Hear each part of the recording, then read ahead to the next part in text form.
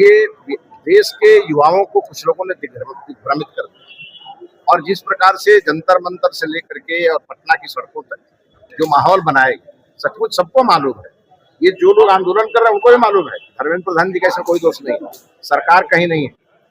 ये कहीं ना कहीं सिस्टम में कुछ गलत लोगों का प्रवेश और साथ में सरकार को बदनाम करने की साजिश थी, लेकिन वो सब चेहरे बेनकाब हो चुके हैं, जिसको लेके माननीय प्रधानमंत्री जी ने कैबिनेट से बड़ा निर्णय किया और अब फास्ट ट्रैक कोर्ट की स्थापना की गई है, जिसके आधार पर उन्हें कड़ी से कड़ी सजा मिलेगी।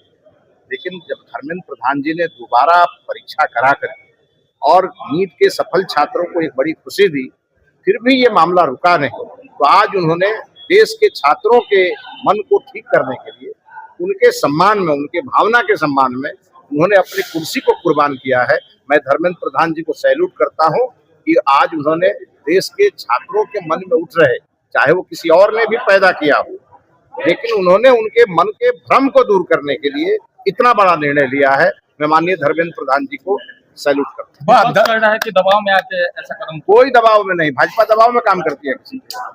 भारतीय जनता पार्टी के जब 2 सांसद थे लोकसभा में तब भी भाजपा दबाव में नहीं थी। आज तो भाजपा प्रचंड बहुमत की सरकार चला रही है, लेकिन मैं कह रहा हूं फिर भी जो हमारे नौनिहाल हैं, जो हमारे भारत के भविष्य हैं, अगर उनके मन में किसी प्रकार का कोई कंफ्यूजन था और उनको लेकर के उनके मन में ये भावना आ गई थी, बस इसी के सम्मान में धर्मेंद्र प्रधान जी ने अपना इतना बड़ा पद छोड़ा। धर्मेंद्र, बहुत सारे ऐसे मैंने पटना का भी देखा, प्रोटेस्ट देखा, और जब स्टूडेंट्स आप बोलते हैं तो स्टूडेंट्स आपको समझना चाहिए भारत के विद्यार्थी छात्र छात्राएं वो कैसा व्यवहार उनका हो सकता है और किस प्रकार का व्यवहार वीडियोस में टेस्ट में देखने को मिला। तो जो स्टूडेंट्स है उसके साथ तो सरकार खड़ी है, स्टूडेंट्स के हक के लिए तो सब कुछ कर रहा है। बेटा तुमने ट्राई किया, अटेम्प्ट किया, तुम जीतोगे, ट्राई करने से सब कुछ होता है। ये सरकार उस भाव से अपने बच्चों को है ना, इस बच्चों से अपने कंपटीशन में नहीं है।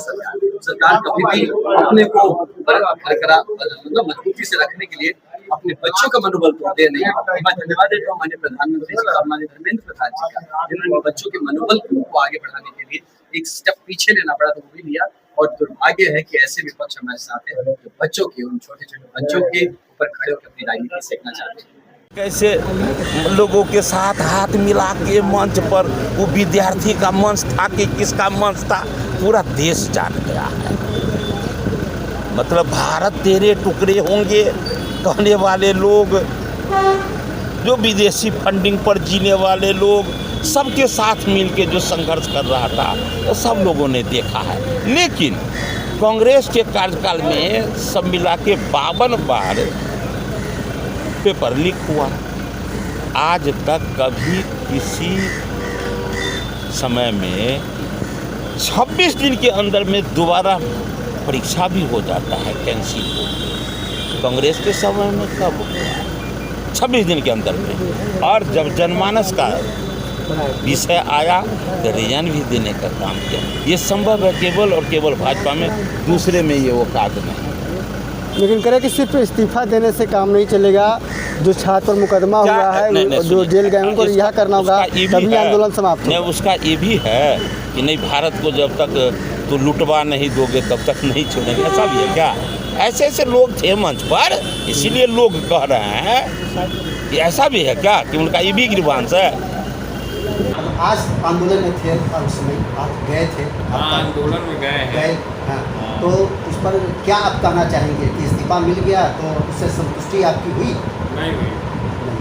आगे भी लगातार संतुष्टि होगी जब सम्राट चौधरी इस्तीफा देंगे। सम्राट चौधरी इस्तीफा देंगे तब आगे युवाओं का समस्या को लेकर आप लगातार सड़क से लेकर सदन की ओर हमारा रहेगा। देश के प्रधानमंत्री नरेंद्र मोदी जी ने जिस तरह से